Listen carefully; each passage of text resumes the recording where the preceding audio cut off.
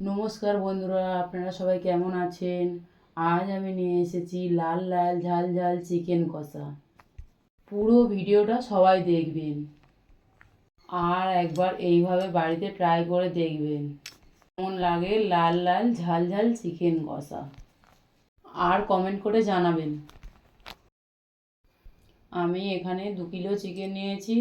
এখানে নিয়েছি পেঁয়াজ, রসুন, আদা, টমেটো, কাঁচা লঙ্কা আর ধনেপাতা। 4টে আলু পিস করে কেটে নিয়েছি। মশলাটা আমি করে নেব।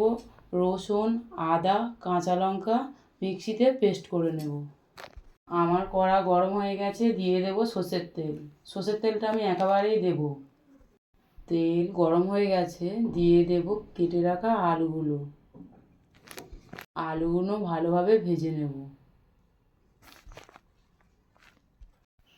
আলু ভাজার জন্য দিয়ে দেব সামান্য লবণ আর সামান্য একটু হলুদ, দিয়ে আলুগুলো ভালোভাবে ভেজে নেব। আলুগুলো আমার ভাজা হয়ে গেছে, এবারে তুলে নেব। আলুর কালারগুলো আমি কেমন রেখেছি, লাল লাল।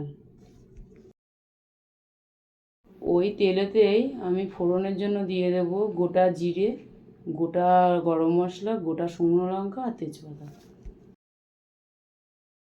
দিয়ে দেব কেটে রাখা পেঁয়াজ। পেঁয়াজগুলো একটু লাল লাল করে ভেজে নেব।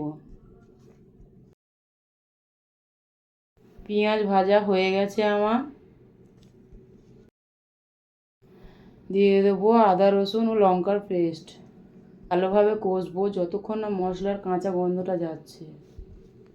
কেটে রাখা টমেটোগুলো,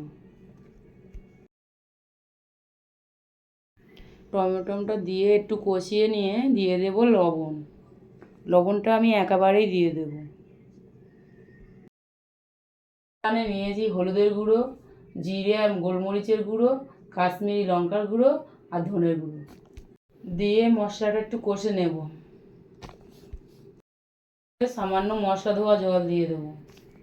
দিয়ে মশলাটা কষতে থাকবো যতক্ষণ না তেল ছাড়ছে। আমি এখানে 1 মিনিটের জন্য ঢাকা দিয়ে রাখবো যাতে তেলটা ছাড়ে। এবার খুলে নেব। দেখুন মশলাটা কত সুন্দর কালার এসছে আর তেলটা চারিদিক দিয়ে ছেড়েছে। এবার দিয়ে দেব ধুয়ে পরিষ্কার করে রাখা চিকেনগুলো। মশলার সঙ্গে দিয়ে ভালোভাবে কষতে থাকবো। একটু কষে ঢাকা দিয়ে রাখবো 1 মিনিটের জন্য। 1 মিনিট পরে আবার খুলে আবার কষাতে থাকবো আমি।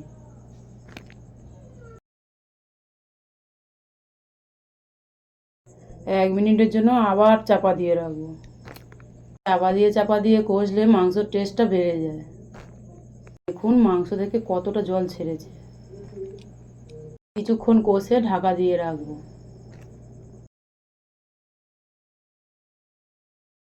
দেখুন মাংস থেকে কি সুন্দর তেল ছেড়ে দিয়েছে।